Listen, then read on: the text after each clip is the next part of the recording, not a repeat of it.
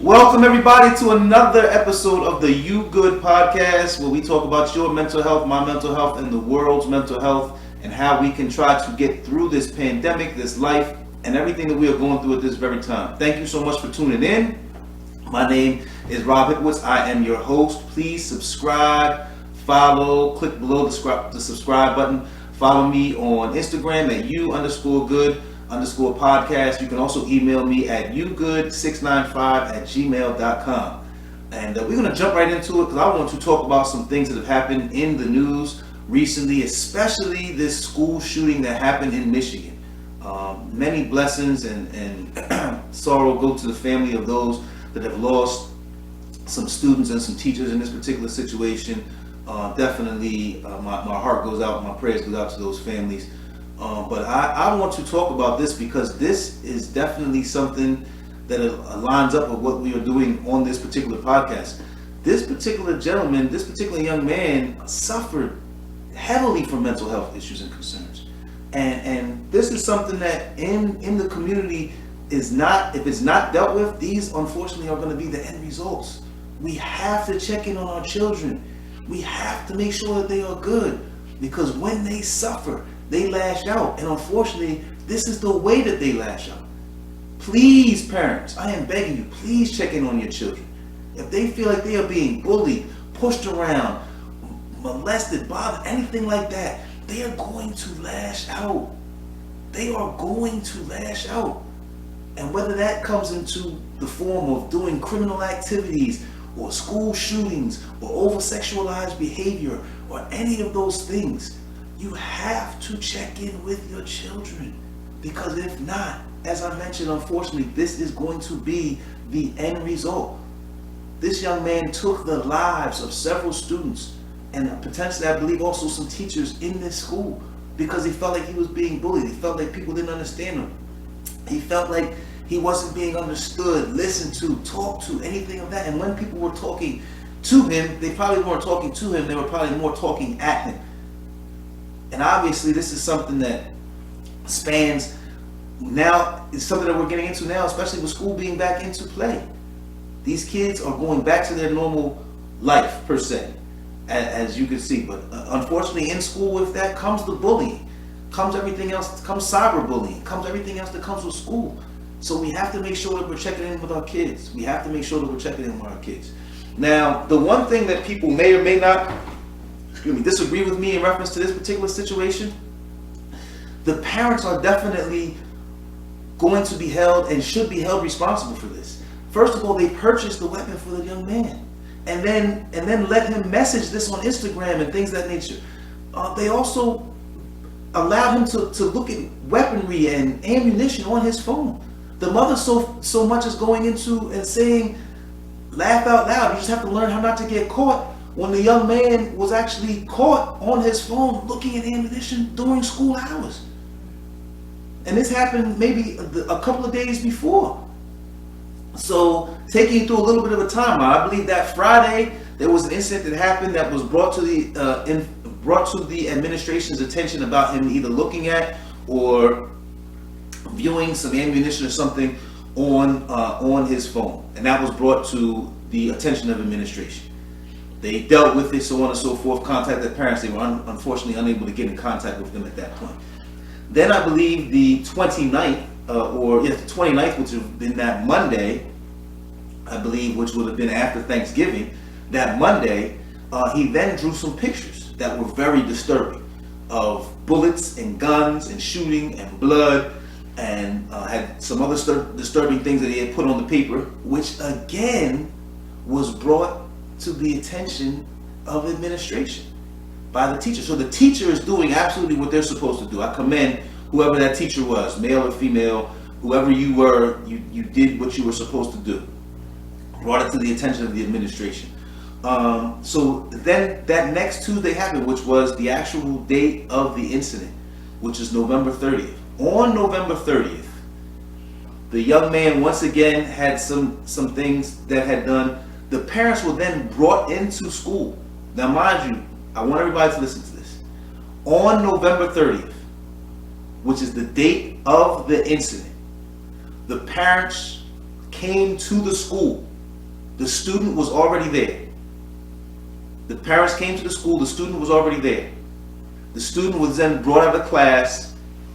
The parents were then questioned, or at least interviewed, or whatever you want to call it, at that point in time by school administration. So the parent is there, the student is there, parent or parents, both parents are there, the student is there, the administration is there.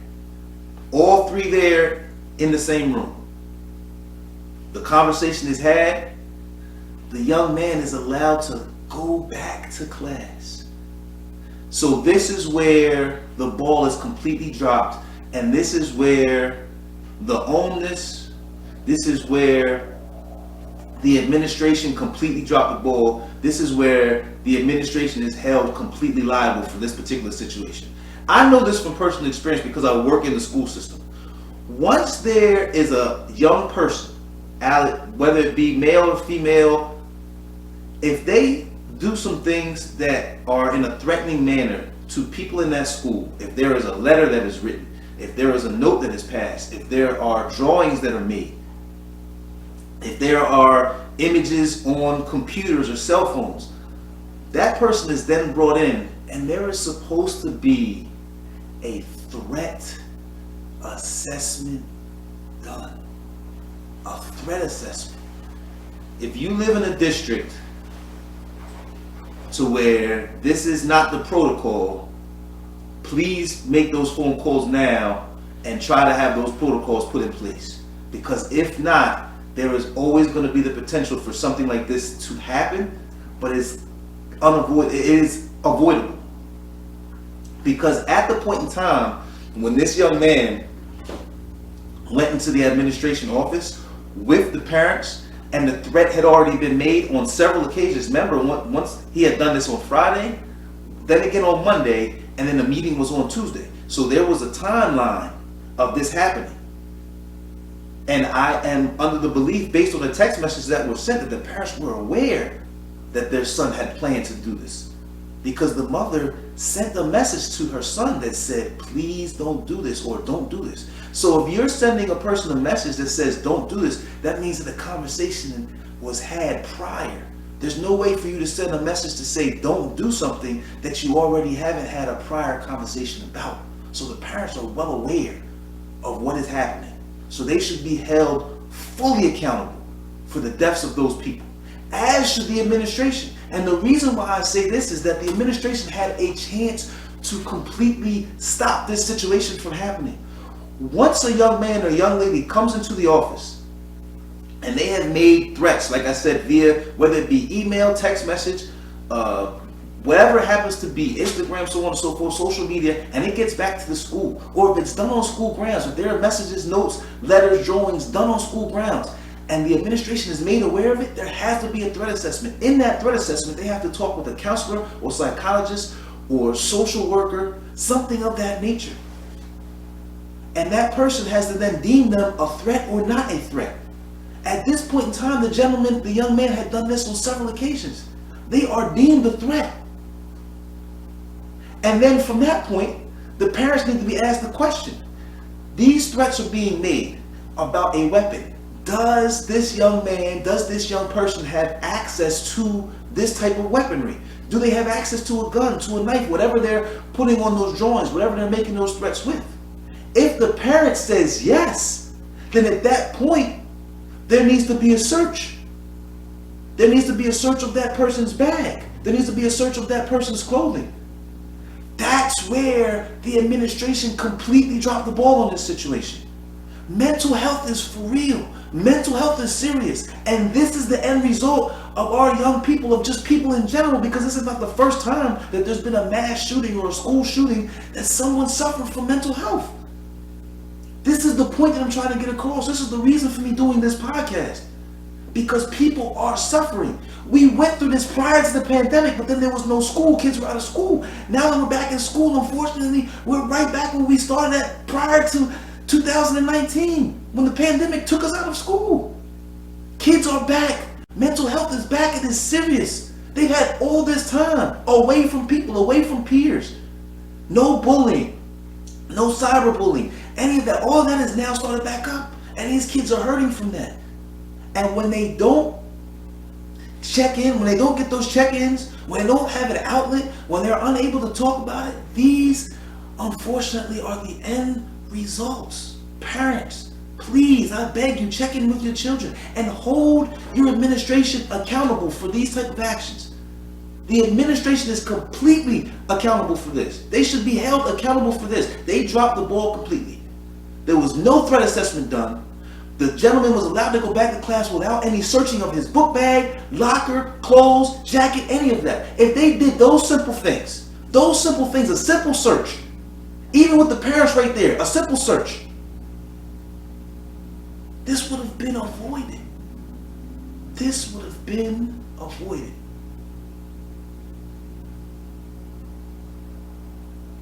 The administration of this particular school completely dropped the ball. And they need to be held just as accountable as the parents of this young man. It is their fault, because they could have done a simple search of the young man's book bag, of the young man's clothing, of the young man's locker, or simply just sent the young man home.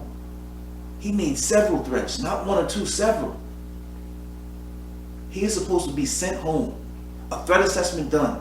And once the threat assessment is done, and even if it's at an outdoor entity, maybe he needs to go to a mental institution or a hospital that does those type of things so he can get properly assessed. If it can't be done at the school, but there needs to be some time in between him being at school and him coming back, that there needs to be some parameters, some things set in place. There needs to be some action taken to make sure that he's in his right sound mind to be inside that school building.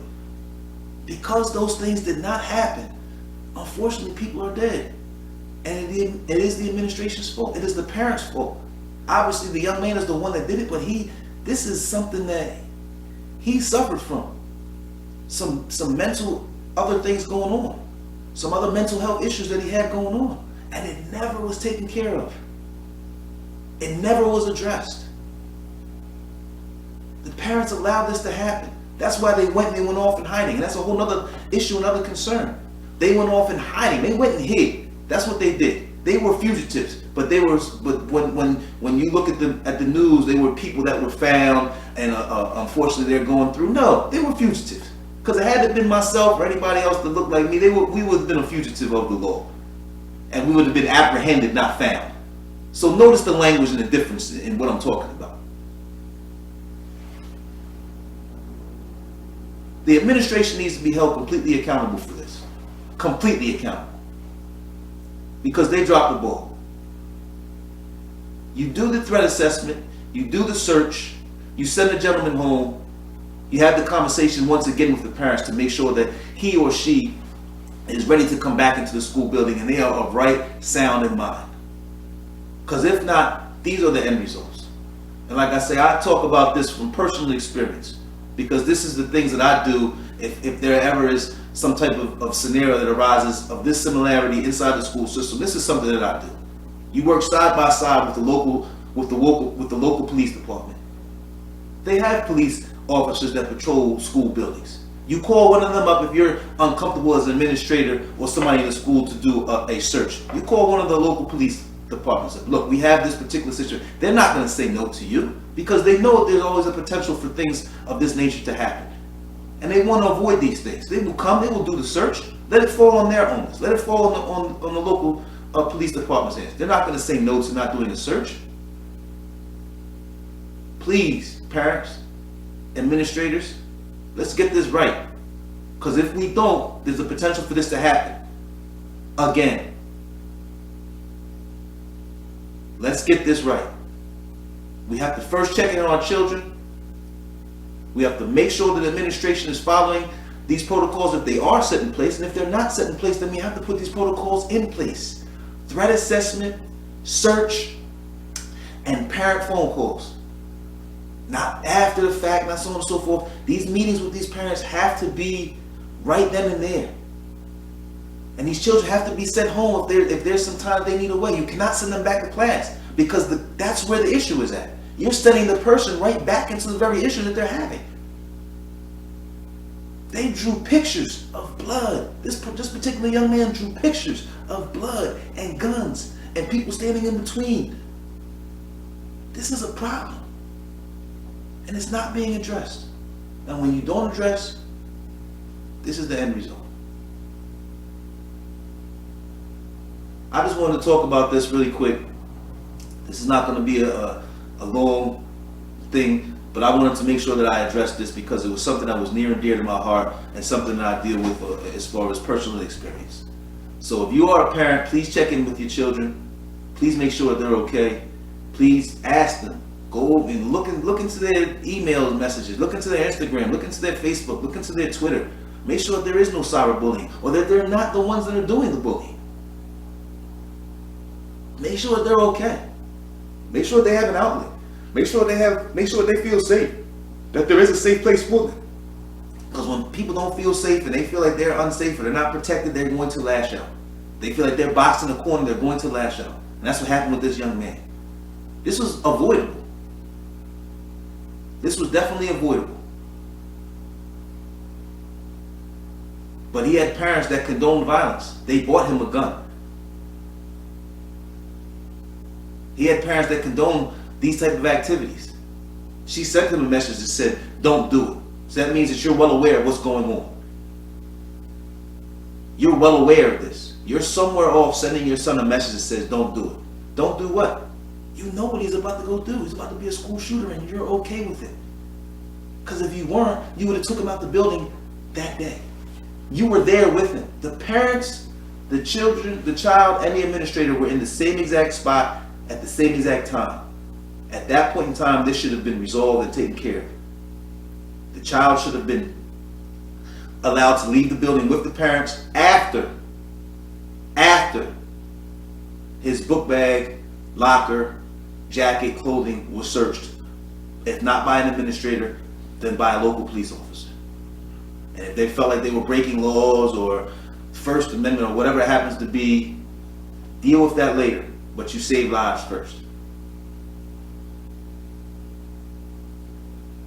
Those protocols have to be in place. Threat assessment, search, parents. Administration has to be on the same page. But this is definitely something that falls on the administration's shoulders. They dropped the ball completely. And if those protocols are not in place, whoever is in school, parents or teachers, whoever is inside the school, please make those calls. Please make those calls to those people and put those things in place. Make those calls to your local government, to the local school board officials, and ask them to put these parameters in place, put these particular things in place so stuff like this can be avoided. Because if not, unfortunately, we're going to be here once again. Thank you once again for tuning in to the You Good podcast. I wanted to make sure that I talked about this because this is serious. This is definitely a mental health issue and concern. And unfortunately, this young man suffered from some mental health issues and concerns and it was never addressed. Please make sure that you check in with your kids. Please make sure that you check in with your kids. Once again, thank you very much for tuning in to You Good podcast. My name is Rob Hipowitz. I will see you guys later. Please like and subscribe. Also go to you_good_podcast at Instagram and also email me if need be at yougood695@gmail. And also like and subscribe and leave any comments that you need to on these particular YouTube videos that I have. Thank you very much. Have a good day.